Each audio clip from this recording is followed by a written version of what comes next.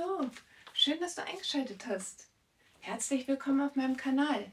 Mein Name ist Ina und auf meinem Kanal geht es um Nähen, DIY und Upcycling. Und in diesem Video möchte ich was für mich nähen und da möchte ich euch gerne mitnehmen. Also würde ich sagen, es geht direkt los. Viel Spaß beim Video.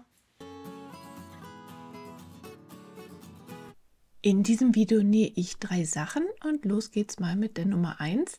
Und zwar habe ich letztes Jahr im Fernsehen beim perfekten Dinner eine Kandidatin gesehen, die hatte eine Bluse aus einer Tischdecke, genäht von einer Freundin. Und die fand ich super süß und ab da habe ich nach einer Tischdecke gesucht, die dafür passen könnte. Das war gar nicht so einfach. Als erstes hatte ich mal diese blaue gefunden, aber irgendwie war die noch nicht so optimal, muss ja auch die passende Größe haben, das hat die, aber ich wollte es gerne etwas bunter und dann habe ich jetzt im Juni online Secondhand noch diese Decke hier gefunden und die hat alles, was es für mich braucht und mit der geht es jetzt los.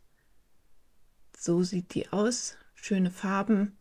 Und von der Stärke vom Stoff her ist sie etwas fester, daher musste ich ein bisschen überlegen, welche Schnittmuster ich dafür nehmen werde. In einem meiner letzten Videos habe ich dieses Wickelshirt etwas verändert und seitdem ist das wirklich eins meiner Lieblingsteile geworden.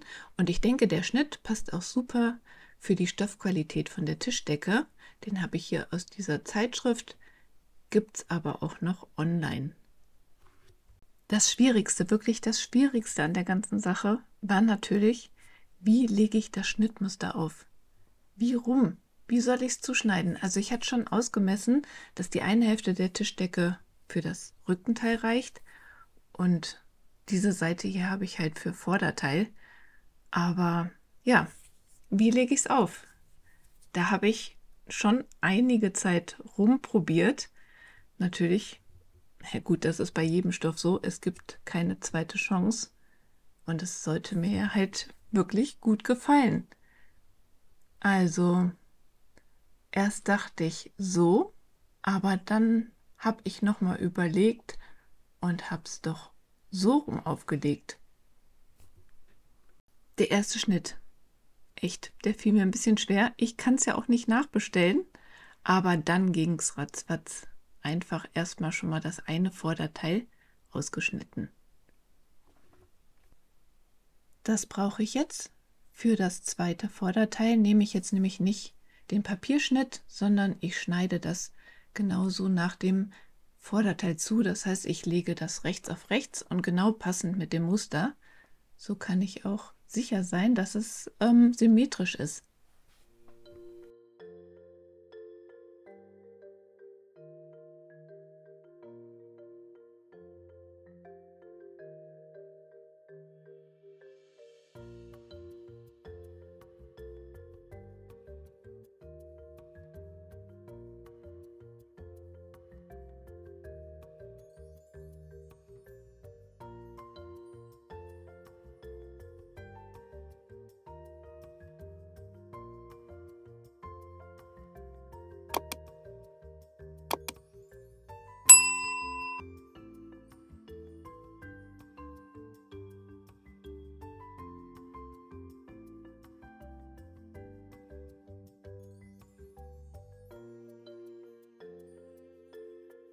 Das Rückenteil wird ja eigentlich im Bruch zugeschnitten. Das hatte ich mal kurz überlegt, aber da ist einfach super viel Weiß dann.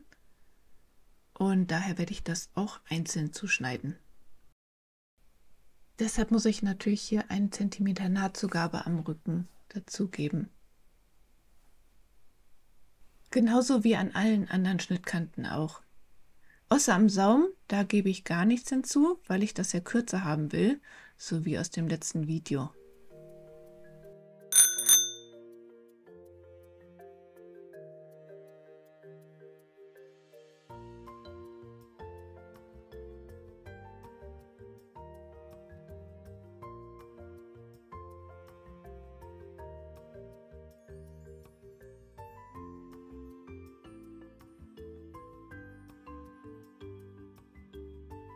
Die Schnittteile sind jetzt fertig und so sieht der Rücken aus. Und jetzt habe ich erstmal alle Kanten mit der Overlock versäubert.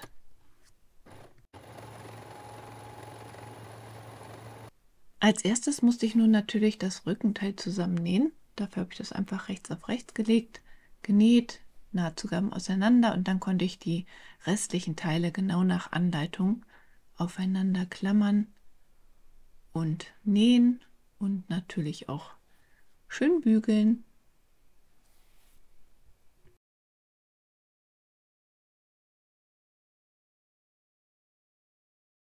So weit bin ich inzwischen.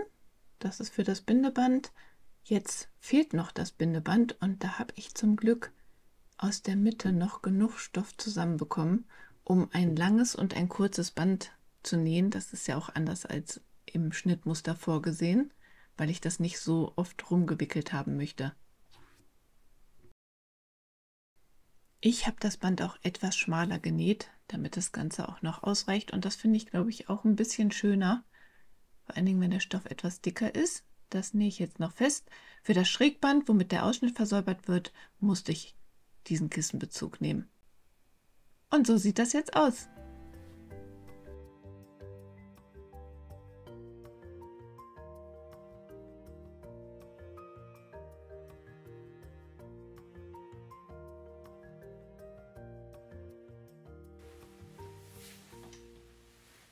Ich bin ja auch immer super gern auf Trödelmärkten unterwegs und halte da dies und jenem so Ausschau.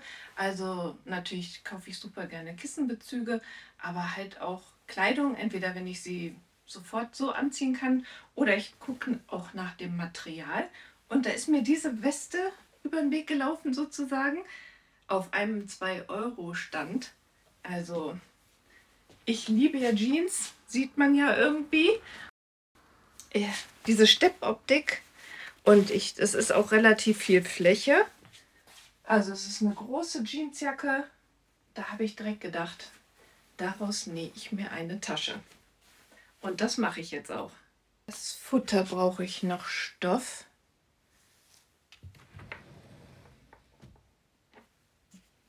Der ist süß.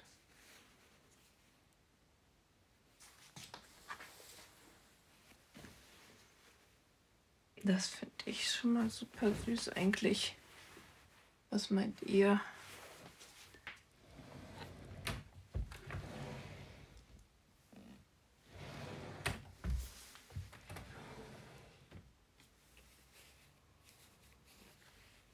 Das ist der von dem Kleid letztens, was ich umgeändert habe. Ist auch schön, aber ich glaube, der gefällt mir am besten.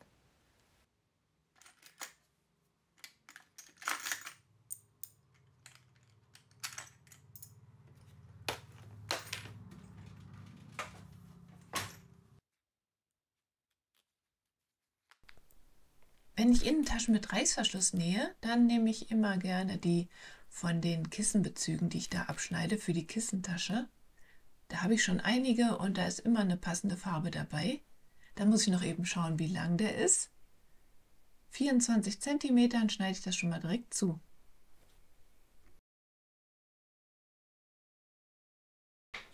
Das Schnittteil für die Little Suki Bag passt zum Glück genau hier auf das Rückenteil.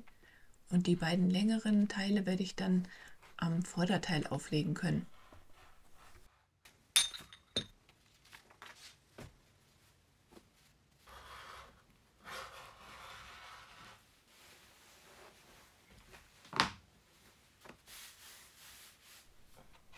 Jetzt schneide ich noch schnell alles aus Futterstoff zu und dann habe ich das schon mal an den Reißverschluss genäht und das wird noch von rechts abgesteppt und dann kommt auch schon der Boden an die Halbkreise.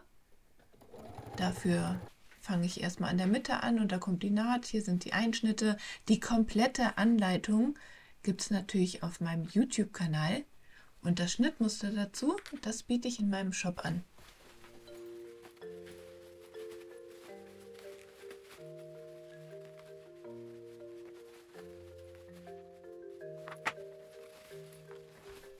Durch die Wendeöffnung kann ich noch ganz gut hier die Nähte nach außen streichen. Dann stecke ich die eben zu und nähe sie einfach mit der Nähmaschine knappkantig zusammen. Und dann ist die Tasche auch schon soweit fertig. Es fehlt nur noch der Gurt. Und wie ich den nähe, das zeige ich jetzt noch mal schnell.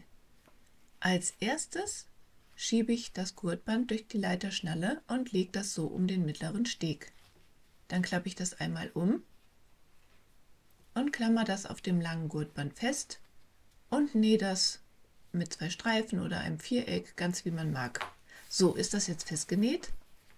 Und jetzt kommt das andere Ende durch den Vierkantring und dann durch die Leiterschnalle.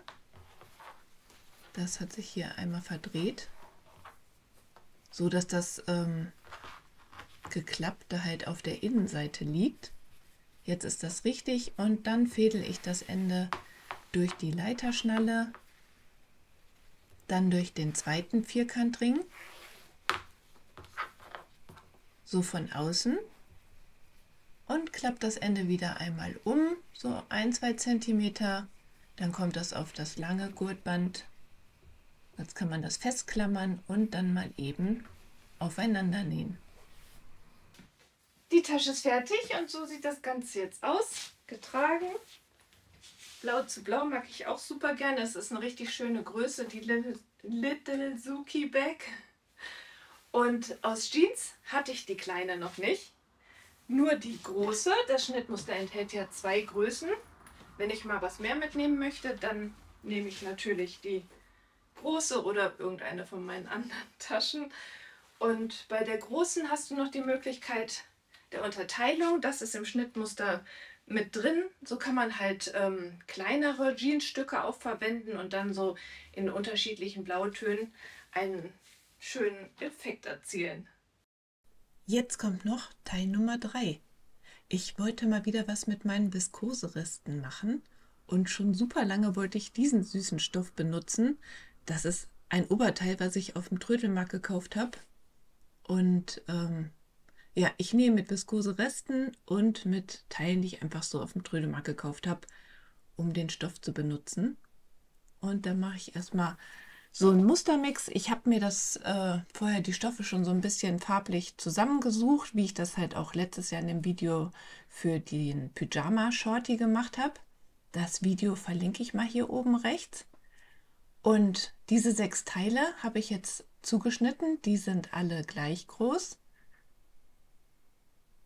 Und jetzt, das ist einmal für Vorder- und Rückteil. Und wer mein letztes Video gesehen hat, der weiß wahrscheinlich schon, was ich daraus nähe. Da war der Rock nämlich schon mal kurz zu sehen, aber nicht, wie er so entstanden ist. Und da habe ich gedacht, das zeige ich hier noch mal ein bisschen genauer. Die Videoanleitung verlinke ich auch hier oben rechts. Hier habe ich die ganzen Teile zusammengenäht. Für die Rüsche habe ich die Teile unterschiedlich breit zugeschnitten. Also die Höhe ist natürlich gleich, aber die Breite, da habe ich genommen, was der Stoff so hergab. Dann habe ich noch Taschen angenäht. Und jetzt werde ich das Ganze einfach rechts auf rechts nähen. Oben kommt noch ein Bund dran, in den ziehe ich einen Gummizug ein. Die Resteverwertung hat natürlich wieder so viel Spaß gemacht, dass ich direkt noch einen in Blautönen gemacht habe. Dieser Rock und natürlich die anderen auch, das ist für mich auf jeden Fall die Überraschung des Sommers, wie gern ich den trage. Es macht einfach super viel Spaß. Ich hoffe natürlich, mein Video hat dir gefallen und freue mich sehr, wenn du mir einen Daumen hoch da lässt. Das ist eine super Unterstützung. Genauso wie ein Abo meines Kanals, das natürlich kostenlos ist, das Abonnieren. Also, wenn du magst, abonniere meinen Kanal. Schreib auch gerne einen Kommentar, darüber freue ich mich auch besonders. Hier siehst du noch mal ein paar Bilder aus meinem Shop.